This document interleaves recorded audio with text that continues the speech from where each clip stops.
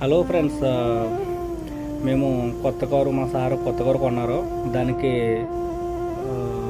10,000 kilometre అయిపోయిన తర్వాత first సర్వీస్కి సర్వీస్ చేయడానికి కారు వచ్చింది. డోర్ టు డోర్ చేస్తారనమాట. అయితే ఈ ఈ టైరు పంచర్ అయిపోయినా కానీ వాళ్ళు ఇంటికి వచ్చి చేస్తారు. గాలి పోయినా కానీ మనం కంప్లైంట్ ఇస్తే కనుక వాళ్ళు వచ్చి చేస్తారు. ఈరోజు ఫస్ట్ సర్వీస్ వచ్చింది. ఫస్ట్ సర్వీస్కి వస్తే కనుక ఆయనేమో గాలి పడుతున్నారు. ఇంజిన్ శుభ్రంగా ఉంచుకోవాలి. చూడు ఎలాగుందో. మరి కారు నడిపేవాడు ఎంతసేపు దిష్టి శిరీష మీద వాళ్ళ చెల్లి మీద ఎడుతున్నారు తప్పించి కారు తుడుచుకుంటలేదు. ఆడవడా కాదు, నేనే. అది ఎయిర్ ఫిల్టర్ మన ఫ్రంట్ ఉంటుంది, అది తీస్తారు. తీసి ఇప్పుడు గాలి పడతారు దానికి. దాంట్లో డస్ట్ అంతా పోతుంది. చూడండి, ఇదే సర్వీస్కి వచ్చి వ్యాను. ఎవరికైనా బ్యాటరీలు ఏమైనా కావాలంటే చెప్పండి. నీళ్ళు కూడా ఆయన పోస్తున్నారు. నేను పోయినా సరే నేను ఫస్ట్ కోయిట్కి వచ్చాను.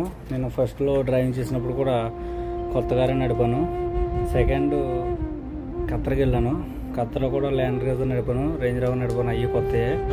ఇప్పుడు కోయిట్కి వచ్చాను. తోహలా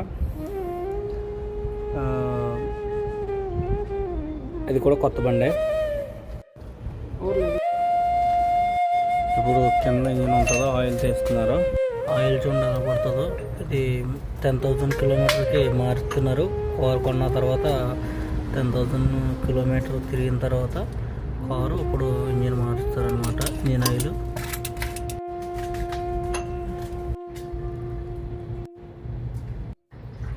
అందుకే చూడండి ఇంజిన్ ఆయిల్ ఎలా వస్తుందో.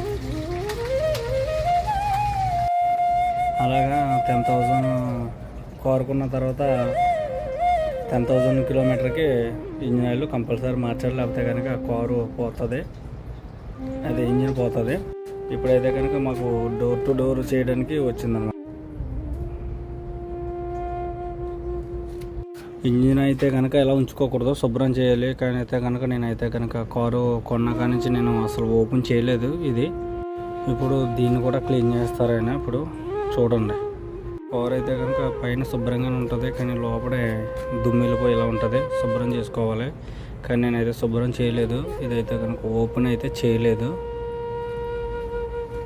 కారు అయితే కనుక మంచి కారు, పెద్ద కారు, నా కారు. ఆయన్ని నేను అడిగాను, ఏంటంటే మీరు వర్క్ చేస్తారు, ఎంత శాలరీ అంటే ఆయన ఏమన్నారంటే ఈ కార్ల కంపెనీ నాది, ఈ సర్వీస్ కూడా నేనే